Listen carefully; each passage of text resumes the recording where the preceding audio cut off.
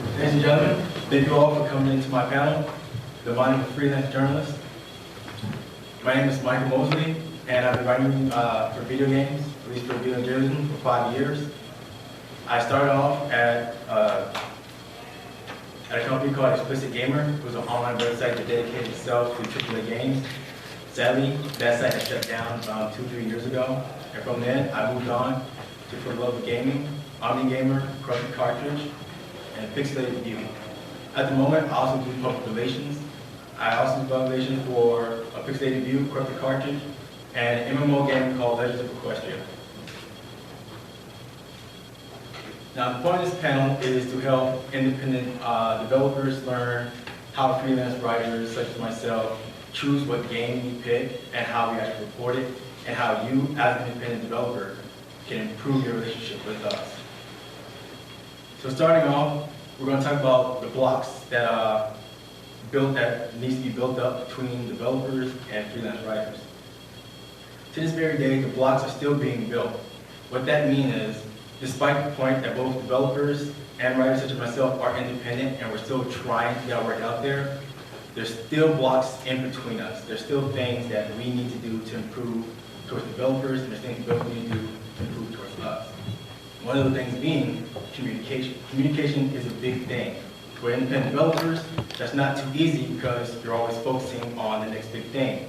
Your funding, bugs in your games, stuff like the possibility of any game where you have to get your alpha and your beta test ready.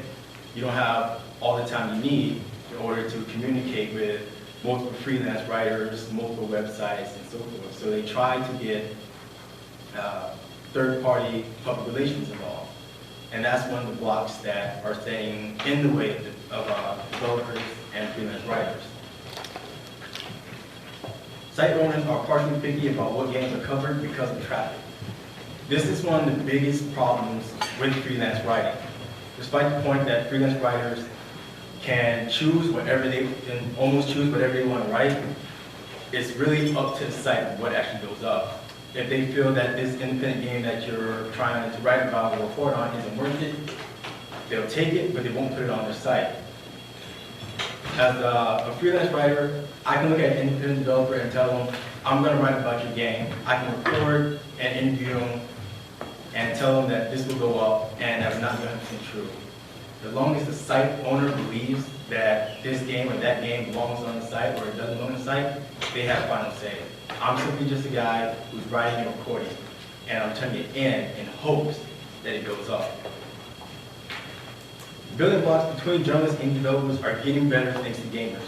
This is especially true thanks to the Wii U eShop, PlayStation Network, Xbox Live Indie Games, and Steam. Thanks to gamers having a more direct access to independent developers, thanks to things such as early access, it makes it a little easier for us to tell the site owners that this game is worth reporting, because more gamers are now focusing on independent developers and publishers. So because thanks to gamers, my job is a little easier, and for independent developers, they now have a better chance of getting their games out there and reported on sites. Because down the reporting, many journalists do not get a choice of what they report. Many indie games will be skipped over due to how they look and described. We would love to report any and all indie games that we can. But again, it's all about what brings in traffic. And if your game doesn't look, especially, I don't want to say good, but if it doesn't look interesting, and I report it up, the site owner or the editor would look at it, and they would literally send me back notes saying, this is unacceptable. They will not put up a game just because it's old school, 8-bit, 16-bit pixelated. If your game does not look and sound interesting, no matter how well I report it, the editor and the site owners will kick it back and they won't take it. Mobile games are still very niche. Special sites exist for this market, and many sites will ignore Android and iOS games. For independent developers, I understand that mobile gaming is almost your bread and butter. You can get your games on the Android and iOS marketplace, but that's the big problem. There's too many of them. They all become condensed and they all start to look the same. So really, when a site wants to do a mobile game, they're gonna go for the biggest name like Bioshock on iPhone. They're not really gonna focus on independent mobile games because they all start to look alike because they all just come out of the woodwork. So in all honesty, if you're going to do a mobile game, doing it for the Android and iOS is a good idea, financial-wise, but if you're trying to get it out towards journalists, you really got to push that game out and make it sound like it's something that you're not going to find that easily on iOS or the Android marketplace. There are more indie games than ever before, and we can't report them all. Again, this is also applies to Steam, early access and whatnot. We look for these games. We do. We go on Steam, we go to Kickstarter, we go to Indiegogo. We look for all of these independent games. We search for them. The problem is trying to report them. There are just so many indie games because now you guys have a way to get that funding thanks to Kickstarter and Indiegogo. You're able to get your game out thanks to Steam access and early access to allow people to directly have feedback towards your game as it's being built. One of the biggest problems with that is because there's so many of them, and because they're able to come out so easily, we can't hit all the notes that we want to. We can talk about how this indie game is unique in its own aspects from the way it looks or from the way it plays. But in all honesty, people can go back and look at your game and say, this looks like this game, or this is like that game, or this early access game, that early access game.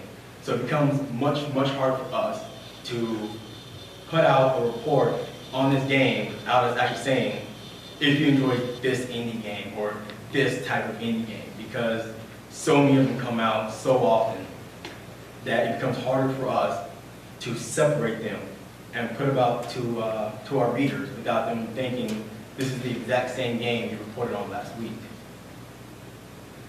Indie games are tough to report, oddly enough, mainly because of the mini clones and shovelware. Again, going back to early access, I'm sure everybody here has heard about the games that comes out on early access, people start supporting it, and all of a sudden, no more support goes out for it, or the game is so broken, gamers just complain about it. And it's not just Steam, it's Xbox Live Arcade, it's PlayStation Network, it's the Nintendo eShop. Everywhere you go, there's always going to be clones and shovelware games just thrown out there to make a quick buck.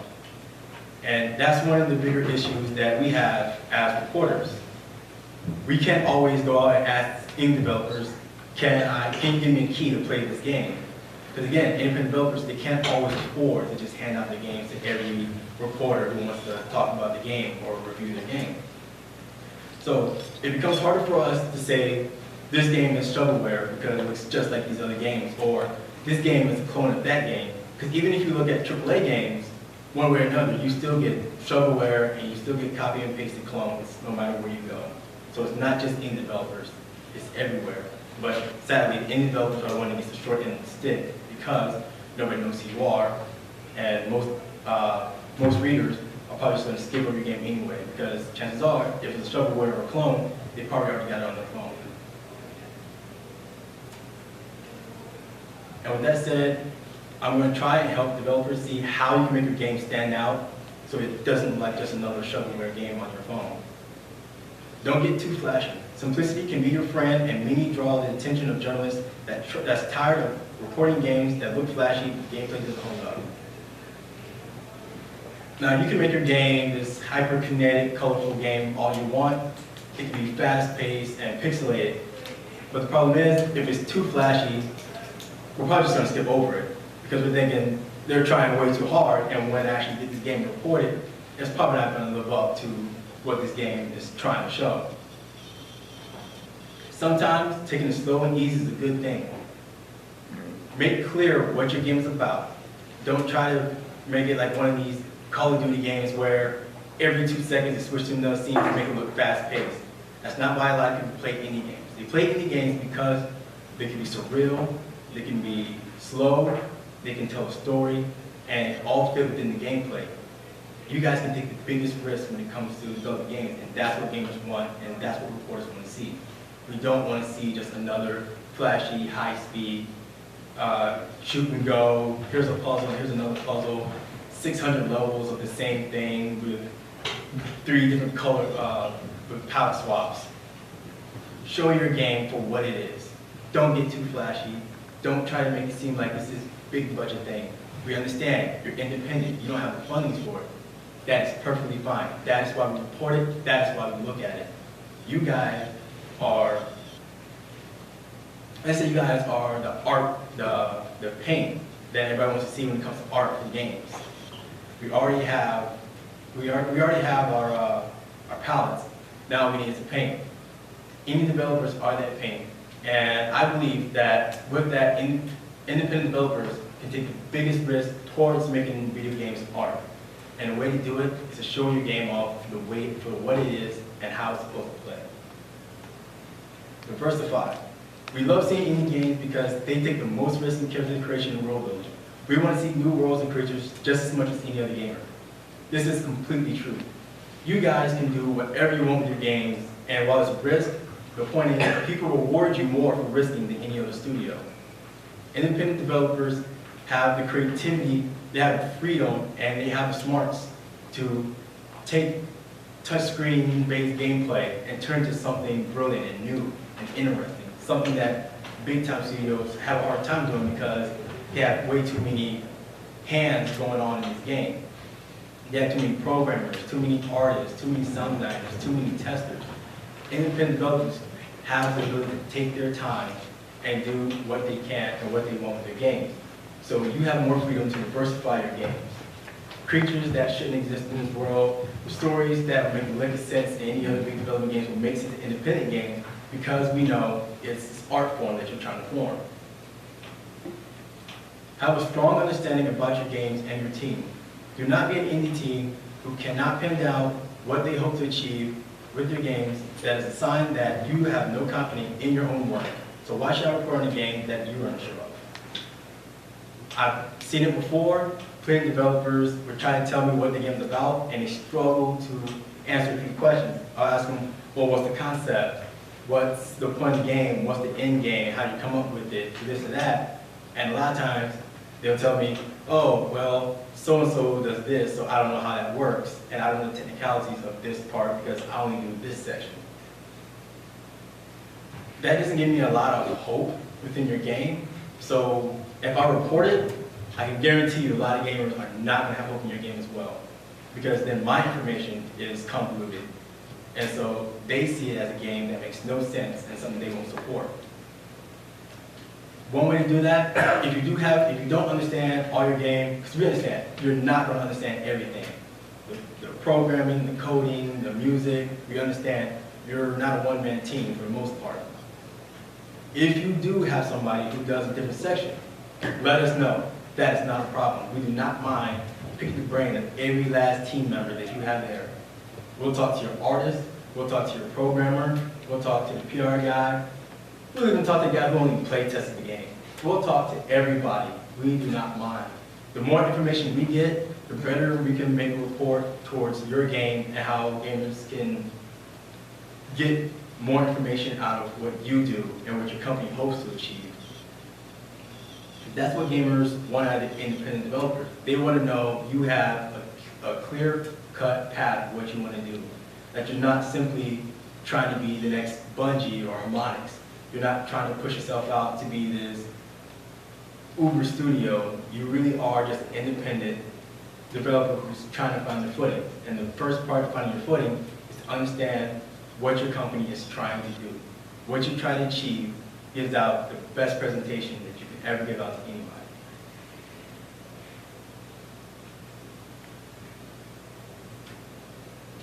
My favorite part, talking with journalists. We love talking with indie devs. Stay calm and relaxed. Think of us as a friend. We try to be professional, but we love meeting you guys and getting to know you better. Absolutely, this is exactly why we come to places like the Boston Club of Indie Games. This gives us a one-on-one, face-to-face presentation with you guys. We don't have to worry about email, we don't have to worry about phone calls, we don't have to worry about press release. We can get our information directly from the developers. And that's what every journalist wants. Whether you're big or small, you always want to talk directly to the developers, because that's how you get the best, unfiltered, no PR nonsense answers about the game, about the product, and about the company. We enjoy talking to you guys so much that we would honestly set aside anything that we're going to do, such as, well, I'm going to look at this game and go look at this game. We will put off looking at another game simply to talk to you, so we can pick your brain, see what your game is about, and see how well your development cycle is going. Don't hesitate to make a joke or two. Games are not only entertaining, but socially engaging too. When a journalist sees and hears a dev that sees themselves here's a dev just being themselves, we gain a stronger interest in the person, thus their game too. Being a mannequin next to your game, it's not going to help. Don't be a mannequin. Move, talk, wave your hands. I don't mind. Do whatever it takes to get my attention, as long as it doesn't present you throwing stuff at me. I'd rather not throw stuff at me. If a journalist walks by, say, hey, how's it going? Want to look at my game? It's right here. I got a game. You're not going? All right, come back and see my game. It's perfectly fine. Be lively. You know, I'm honestly not going to really want to talk and look at a game when a journalist's like, hey, I have a game over here. No? All right, thanks, man. Appreciate it. Thanks for going by. That's not going to cut it, guys. Walk up to me, be like, hey, how's it going? You're impressed? Check this game out. It's all about this. We have cool puzzles, cool creations, all this great stuff. I'm like, you know what? I'm going to take a look at this game. He's got a nice booth. He's lively. He came up to me. He's really trying to tell me I want my game to be seen. And that's what I want to do. I want people who are actually interested in their own game. Far too often are developers too scared to walk up to press or to talk to press because they think, oh, this guy, if you're really interested in my game, he'll stop on by. Not true. There are like 60 plus different kind of games that we want to look at, and we have to make time for all these games. But if you're lively, if you're just fun to be around, we will stick by your game. We will play your game. We will take photos of your game, do video interviews, podcast interviews. We will do whatever it takes to get the story and let people know this game is awesome. This is why I enjoyed it. And this is why I think you should kickstart it, go to the site, contact the developers, go to YouTube, look at the videos, do whatever it takes to support this game. You guys are pretty much in the front line. It starts off with independent developers coming to us. While we don't mind coming to you, sometimes we don't know how that works. You're talking to a bunch of people, we don't know, are they talking to press, are they just talking to general attendees? But if you say, hey, come up here, look at my game, this is cool, I think you'll like it, I'm gonna walk up to your game, I'm gonna talk about it, I'm gonna pick your brain, and we're both gonna be happy because you just got a journal to report about your game, and I get an awesome game to talk about and write about, and that's exactly what we both want. It's okay to stop and chat with us a little.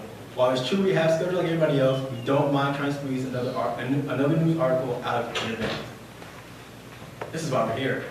We want to see independent games. We want to meet the developers. We want to meet the attendees. We want to show people why the independent community is not just some niche background noise. You guys are up front and center with the big boys and girls. Independent developers, that's where every studio starts. They all start independent. And we think it's our job to help independent developers because you guys are the next big thing that's coming out. And while bigger sites probably won't pay attention to you, we will. Because we know that out of anything and everything, independent developers deserve the most support because they take the most risks.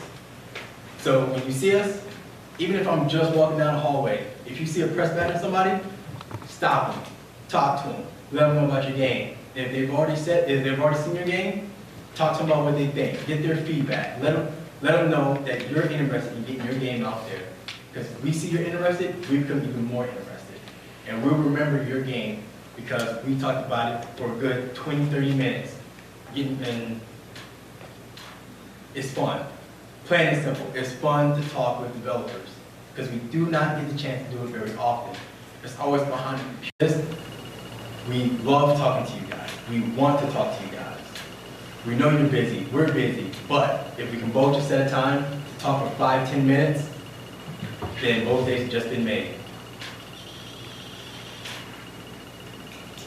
Creating and maintaining contacts. Many journalists will carry a business card with them. Make the exchange. I cannot express how important that is to make an exchange between both parties. We will most likely offer you our card at the beginning, but we also know that it's a general PR representative that handles new contacts. Like I said before, public relations, they're the block that's between developers and journalists. We understand you're busy and you end up hiring a third-party public relations. That's fine. Being public relations myself, I know how it works and I know how to deal with them. But a lot of freelance journalists, all we'll do is come up, we'll say, I'm interested in this game, and the PR rep is like, well, this is so-and-so, this is their game, here's my card, I'll take your card, and whenever we're ready for you, or whenever he's done, we'll talk. It's not gonna cut it, because if it happens, we're not gonna stand there for 5 minutes waiting for you to finish off with another person. We're gonna say, well, I got the contact information, I'm just gonna walk off, and I might come back. It's very, very important that you guys make the exchange with us directly, because that's how conversations get started. You switch cards, it's like, my name is so-and-so, this is my game. And simply put, you can go directly into what your game is about.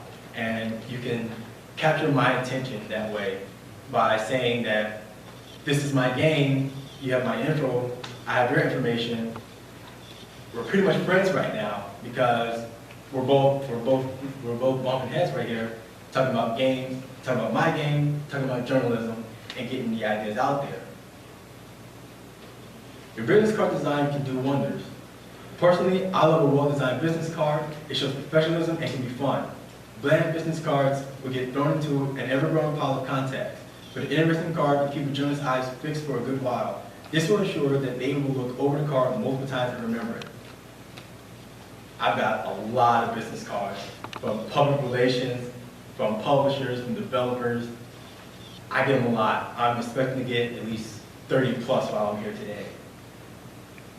This is why it's important for you guys to come to us directly. Your card says a lot. Your booth says a lot. You say a lot. Again, it's all in the presentation. You could be an interesting fellow, but if your card doesn't say it, and I get your card from that PR representative and it's bland, I'm gonna think these guys aren't serious about this. They're just over here saying this is our game, take a look. But if your game actually shows some creativity, some kind of unique look to it, I'm gonna think to myself, these guys are all about art and game and being fun and being creative. And that puts a good spin, good view on your game. Because then I think, well, if they do this with their business, with something as simple and small as a business card, just think and imagine what they'll do with their games and what they're gonna do with sound design and music. So I'm gonna look up your contact, and while I sit there waiting for you to finish with another journalist or whatever, I'm still gonna be standing there looking at your card, because I'm thinking, man, I really wanna see what they're gonna do. I wanna meet this person, I wanna see what their game's about. Blank cards, I've got a few. I have a few in my ever-growing pile of business cards that's sitting on my desk right now. I guarantee you, I have no idea who they are. And I don't want to make that sound mean, but the thing is, if you just have a flimsy piece of paper with your name and maybe your company logo on it, that could easily tear, rip, or get messed up while I'm moving around, chances are, I'm not going to remember your card. But if your card is colorful, if it has some kind of uniqueness, I'm going to remember that card. Last year at Boston Philly Indie Game, there was a developer there who was handing out these little cards out by their booth. And when I made the exchange, when you look at it, it was simply one of their game characters on there. I had no idea what was going on. No name, no nothing. I'm like, what is this? Turn around, bam, right there.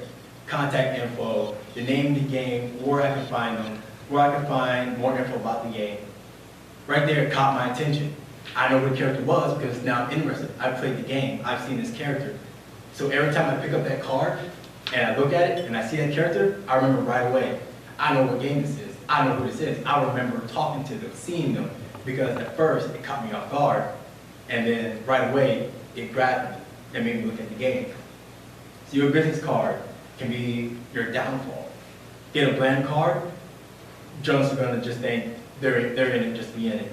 Get an interesting, unique card, Developers are going to want to talk to you. They're going to look at your game. They're going to see what you and your studio is all about. Don't be afraid to email us. If there's one thing journalists love more than making new contacts, it's getting exclusives from contacts. We see and meet a lot of new developers, so it's easy for us to forget a few. Ensure that we remember you by sending out an email with news or an exclusive interview offer. That's big. Exclusives. I love exclusives. Oh man, if you guys email me saying, I got a new screenshot, I'm happy, I'm going to contact you and I'm going to talk. Simple things. Exclusives, bread and butter. That's money. That gets viewers to look at your site because they're not going to find anywhere else. Exclusive and interviews are what we strive for. We want you to think these guys are going to be the one that helps us open more doors. We want to be able to help you get your game out there in ways that you couldn't do simply by saying, here's our Kickstarter and here's YouTube. Doing exclusive interviews are one of the best things you can do for a journalist. We love exclusives. I cannot say that enough. Exclusives. Do it. Don't be afraid. Give it to us. Seriously. We love getting exclusive. If you say, we have a new trailer, or, hey, we're going to have this demo coming out soon. Before you even announce it on your website, if you send it to us and we can put it up, I guarantee you we'll have it up within the hour. We're not going to wait the next day because we have schedulings, but we're just going to say, hey, we got the exclusives. Exclusives, they take precedence over anything else. Sites love it. That is one great way for me to tell a site owner, this needs to go up, and here's why. They see the word exclusive, they hear the word exclusive, they're like, oh, just us? Oh, absolutely, put it up right now in 20 minutes or else you're fired. They want that stuff. We want the stuff. You want it. The risk of doing that, yeah, you're bumping up one journalist and the rest are kind of down here, but that doesn't mean you simply just give out one exclusive to one person. So you have 10 screenshots. Send 2 or 3 to one developer and then 2 or 3 to another. Hey, spread the love, spread the joy. It's still an exclusive, it still counts. Exclusives are everything. That is something that you want to think about, not necessarily do right away. Once you're further into development, that's when you want to do exclusives. Doing exclusive right at the start when nobody knows your game, not a good idea because now you're just hurting yourself and free marketing.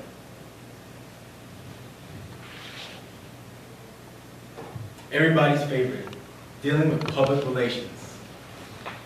I deal with public relations a lot, and I slightly dislike it because public relations can be some of the biggest jerks in the industry. And I say that as a public relations rep myself.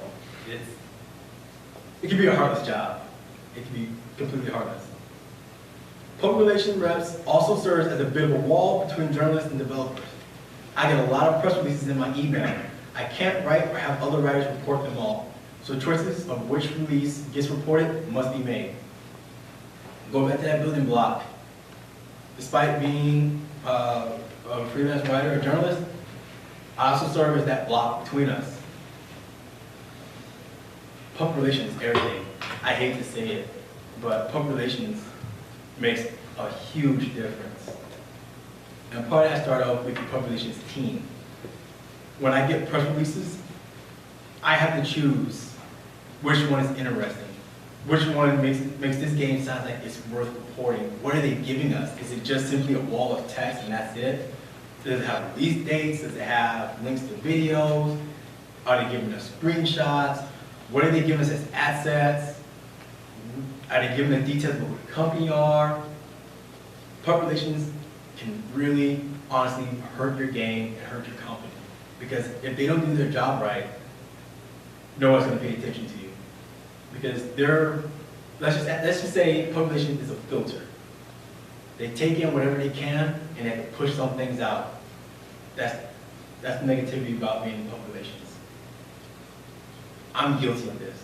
I've had plenty of AAA press releases from companies like 2K and Ubisoft, and I've also gotten plenty of indie developers' press releases. Sometimes I hate to say it, guys, I'm sorry, I'm guilty, but sometimes I push the Ubisoft and the Rockstar press releases before I did the indie developers. Because again, it's all about site clicks, it's all about traffic. So unfortunately, despite being a journalist, and despite loving indie games, despite reporting on indie games, sometimes I have to make that choice. This cannot be reported because we have this, or we will report this, but this takes precedence over the indie game. That's the nightmare of the whole thing. Because I meet you guys, and we get buddy-buddy, and we talk, and then I get a press release from you, and then I think, oh man, I like this game. This would be great, but we have a quota to meet.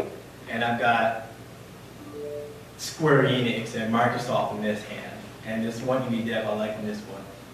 I'm gonna take a wild guess. Who's gonna take precedence over it? Unfortunately, this hand with the big games usually takes precedence over it.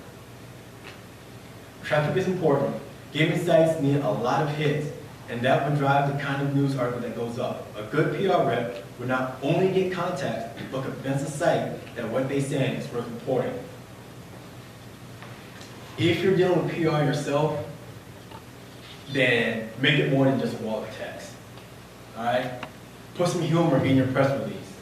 It can be formal all at once, but if you don't give out assets, if you don't give out screenshots, links, videos, all this great stuff, we're going to ignore your press release. Because while it's great to have a wall of text on our site, because it makes it look like we're reporting on something, if you got nothing to show for it, we're not going to care about it. Because we're thinking that you're just sending us press releases just to be like, oh, remember me? We met. Here's a wall of text of the games we already talked about. That's great. You haven't told me anything new. If you give out screenshots and videos of stuff that I couldn't get at a convention or that I couldn't get through a conventional email, then I'm just going to ignore your press release. Writers are going to ignore your press release. Site owners are going to look at it and wonder, why is this writer wasting my time with this? It shows nothing. You have absolutely nothing to show me. And they're going to kick it back, and they're not going to care about it. And then you're going to wonder what happened with the guy I talked to. Why haven't I seen my game up on the site? Why haven't I seen this report yet? Look at your press releases. Look at what your PR is doing. They make or break you.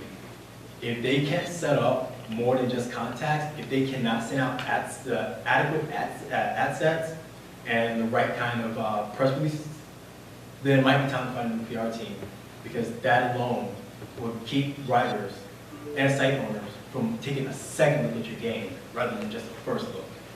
They will ignore it. Indie developers can't waste their time with everything. We understand. But if you don't know what is being sent out, how can you be sure that you have the right PR team? Take control, guys. As independent developers, take control. Everything that we see, we would like for it mostly to come from you. We would like to see developer blogs, things written and recorded from you. We want to see everything about your games. Well, development, trailers. If you simply do nothing more but have a joke video, if you're in developers, making fun of yourselves for not being able to make a convention, or for your game being broken when you allow people to play it, we'll put that up. Remember, there's no such thing as bad marketing. If you can send us something that interests us, we'll put it up. Your PR team should be able to help you convince us that your game is worth a look at. There are so many ways you can do it. Video, text, email. You can do almost anything. Diversify, be creative. You're independent developers. That's what we want to see, creativity. And that is how we're going to convince ourselves and the site owners to put this up, to put up your game, to put up your company, to remember you and to have you in our database, so that way when we go back and look at games, like any game of the year or whatever, we'll find your contact and we'll say, oh, remember this game? Oh yeah, let's go back and let's see what happened with them. Let's try to get an interview out of them. Like let's find like a whatever happened to kind of thing. We do that a lot. whatever happened to so-and-so or such and such company or such and such game. We don't want to forget about your game. Gamers don't want to forget about your game. But there's so many coming out that doing whatever happened to can be beneficial to you. And if you kept our interest, we will remember you, and we will come back, and we will contact you out of the blue and ask for interview or for anything else that'll help us bring in traffic and will help people remember that your game actually exists and that it's playable. Solution, try and hold some control over what is sent out by journalists, out to journalists. Take control. Again, take control. Cannot say that enough. I understand you guys are always busy. You're always trying to figure out the next big thing that you can do.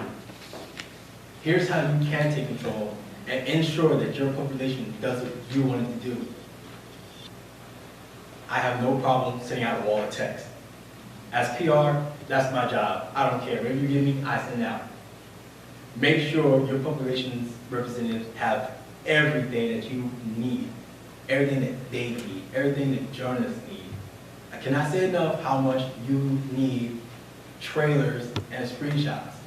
Do not send us a wall of text. I do not want a wall of text. I'm already writing a wall of text. Give me something to show gamers. Because believe it or not, a lot of people who actually go to these sites, if there's a video, they'll skip the text and go straight to the video. So you pretty much got 2 bits of marketing right there. There's the text for people who will read it and who will want to see more about it, and you have people who look at the screenshots and videos. You need all this information.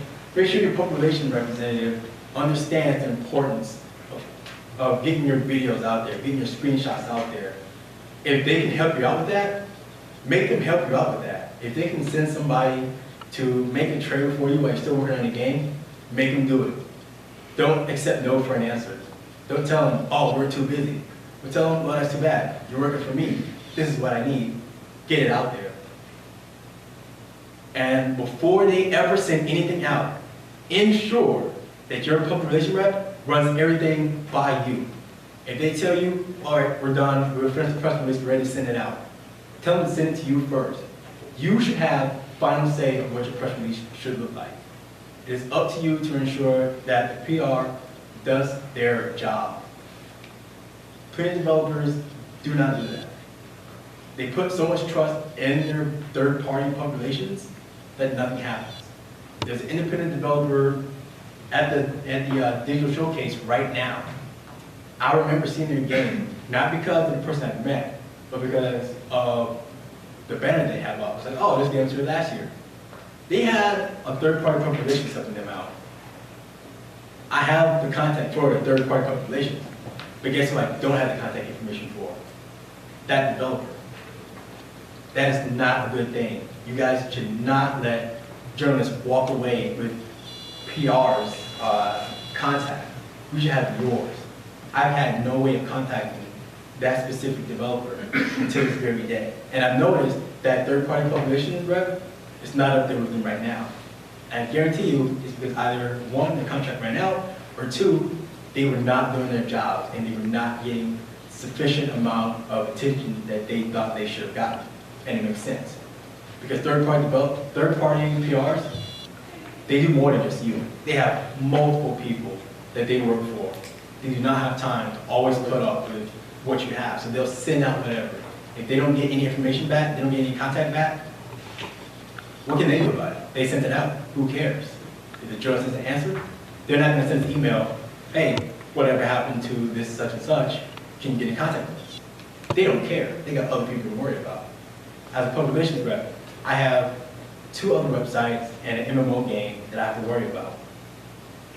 I hate to say it, guys, but we don't care 100%. It all depends on what you want. If you don't tell us to do anything, we're not going to care. We're not going to do it. You're pretty much the boss. If you don't tell us you want this press release sent out, we're just there to look pretty. We're there to sit by your booth and tell everybody, here's my card, contact me. Because that PR rep is going to use that information for that journalist, and he's going to push out those other developers or other people who get a free contact. And you get absolutely nothing out of it because I have no idea who you are. I don't have your card. I have no information on you. I have your public relations rep. and he just pretty much screwed you out of free marketing right there. So ensure your PR rep does what you want. And after that, a few of you probably wonder how to get into video game journalism. This is actually a short, quick kind of way of how I got into it. Your miles may vary. I have been trying to do this for a very long time, and I've only been able to do this for 4 or 5 years, and I'm very happy about that. Write as much as you can. Cliche, I know. Anybody who writes tells you that. Write as much as you can. But unfortunately, that's honestly the best way you can do it. Practice makes perfect. Just like with any potential career, practice makes perfect. Write everything from news articles to short stories. Even if it's fan fiction, no matter what it is. Practice. Write, write, write. Write different kind of styles, because not every website actually has the same writing criteria. So practice different styles. Find your own flow. Find what you like to do. If you like writing long, then chances are you're probably going to want to try and get into journalism for interviews, because you can do long interviews that way. If you like writing short stories, you can stick with doing news articles. Those kind of things, quick and easy, you can get it through. Come to stuff like this, and you don't have to worry too much about being too in detail. You can get the gist of it, and you get the information out there as quick as possible. You will get rejected. Try to grow an iron stomach. Rejection never gets easy. I've been rejected from plenty of sites. Beef Jack is a pretty big media website. Despite having a somewhat lucrative amateur writing career, I still got booted out. Did not get in. Not every site will take you. Rejection, sad to say, is part of the circle of life of writing. You're going to get rejected a lot. And it's going to hurt bad. There's been times where I almost gave up writing because I thought I did not have what it took or what it takes to become a writer. That is not always 100% true. Get back on the horse. Write some more. Get feedback from family and friends.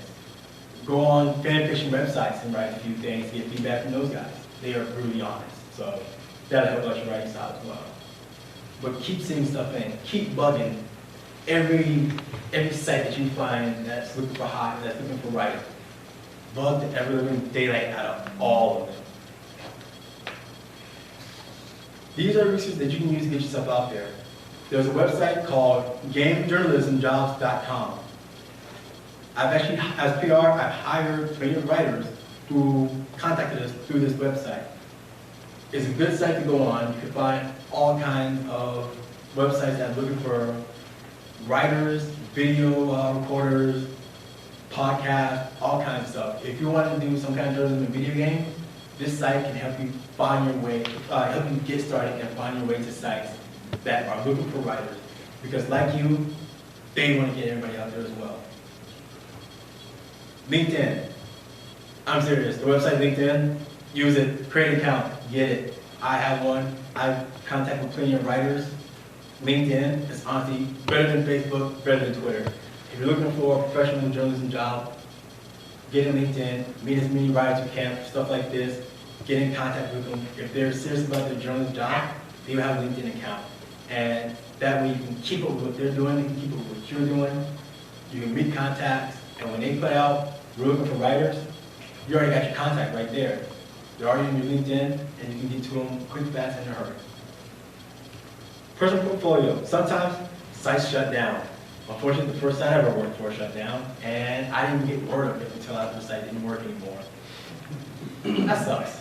You don't want that to happen. Don't depend on your work to stay on the internet. I made that mistake. I did not have my early work to show for it. First year issues right there. Create your own portfolio with all of your work. Keep all your work on your hard drive, on your SSD, on your external hard drive. Keep them. Sites are going to want to see them. There will be a few that says, hey, we want you to write something new for us. But that does not mean you should not send in your portfolio. Because they can see, okay, this person can write interviews. They can write reviews, previews, news articles. They can do all these things that we want to do. Yeah, sure, they're like, oh, send us a news article first. Do that. But sneak in your other stuff as well. Let them know that you can diversify your writing and that you can do more than just news articles. Because you will start off as writing news, but pretty soon you will step up to writing features and writing reviews. You're going to start small and you're going to work your way up. And with that, if anybody has any questions, hopefully I have answers for you. What do you use to back up your writing? Do you say the HTML itself like a local page, or do you just copy paste all the content? What do you normally do? I use actually multiple things. I use Microsoft's OneDrive, so wherever I go, I can bring it with me without worrying. So if my hard drive does crash out, I still have something on the server. I also have external hard drives that I save my work to. So that way, again, if I bring my laptop with me, I have an extra hard drive with my work on there. And it also includes any press release and photos that I have too. Because your home computer is going to get filled up quick because you're using it for work. So having an external hard drive is key to keeping everything in one place or as a backup. And sometimes you can put it in a PDF file, you can keep it in Microsoft Word or whatever you need. Make multiple copies, because not everything is flawless. If the data is corrupted on one thing, you have it on another. And do you continue, go ahead. do you keep them like as an HTML file, or do you export it as PDF, as a document, and all these different things to keep different formats for them? I save them in doc, and I convert them to other files if need be. What do you think of press kit? Press kits? Hardcore relations, yes. Press kits. My goodness. Well, if you have a website, put press kits on the actual site too, in case we can't get back in contact with you, because again, that third-party PR didn't give us your information. So we should be able to have easy access to your press kits. Well, I mean, in particular, Rami Ishmael's press kit page thing. Press kit wise, You know what I'm talking about? yes. Okay. Go all the way. Do everything. Even your old trailers from like a year or two ago that doesn't even have the final representation of your game, where it doesn't look like your newer build. Put it up there. Give us everything you've got, every screenshot, every video, every blog that you've ever made. Put it up for your press kit. We want as much information as possible, both old and new. So go all the way. Think of it as kind of like your library for us. We want to be able to walk in, see all the old and new, and be able to report on more information than if we were just to contact through your PR. All right, any more questions? Do you ever find that PR people don't understand that you got to retool a lot of press releases, I imagine, as a writer? PR people don't seem to understand that there's a vast difference between writing, good writing, and journalistic writing.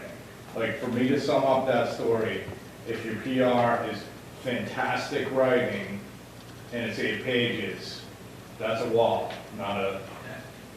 Absolutely, it happens all the time, which is why I heart throughout multiple parts of this, more than just a wall of text. They do that. They just send out, this is the game, this is the release date, this is all little nitpicky information. Okay, but I need more than that, man. Tell me about the developers. Tell me about what they do. Tell me, like, give me your website. Tell me why I should be interested. They do just send a wall of text, and public relations, they do have a hard time of understanding how journalism actually works and how writing in journalism works.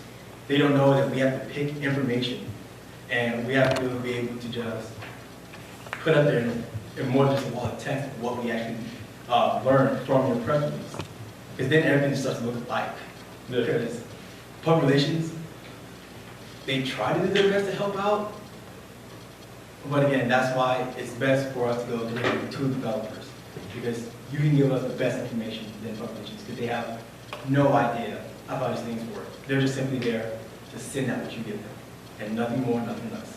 At the end of the day, I would prefer a press advisory to a press release, because what, when, where, and why is enough for me. I don't need your press, like, how you think the article should be written as a PR person. Yeah. Got it. The way you think and the way people read and the way I think are different. Exactly. And every site, they have different criteria, and we all get the same press releases. And as you can tell, they don't always equal the same thing depending on what site you go to. Everybody always has a different piece of information because we pick certain things out of the press release. We don't use the whole thing. We pick and choose what we read the whole thing, but we pick and choose what we find the most interesting.